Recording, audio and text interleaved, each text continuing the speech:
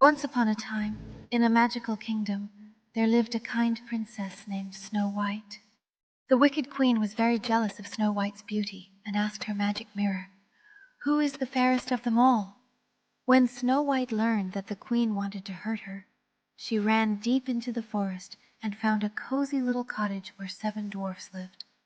The 7 dwarfs welcomed her warmly and invited her to stay, promising to keep her safe from the evil queen. But the wicked queen was very clever. She disguised herself as an old woman and tricked Snow White into eating a poisoned apple.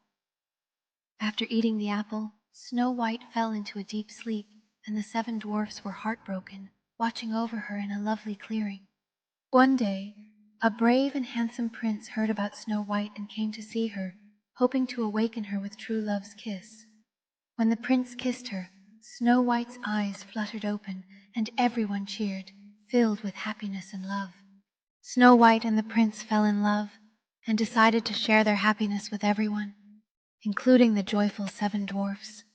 They invited everyone to their grand wedding in the beautiful castle, where there was laughter, music, and fireworks lighting up the sky. At the wedding, Snow White and the prince danced happily, while the 7 dwarfs sang and celebrated their love, making the day unforgettable. After the celebration, Snow White and the prince rode away in a beautiful flower-covered carriage, with the 7 dwarfs waving them goodbye, filled with joy. Snow White and the prince lived happily ever after in their lovely castle, often inviting the 7 dwarfs to visit and share fun adventures together.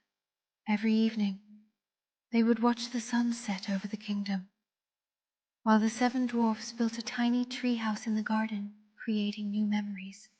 Snow White loved telling stories, so she would read books to the 7 dwarfs, while the prince painted beautiful pictures of their wonderful adventures.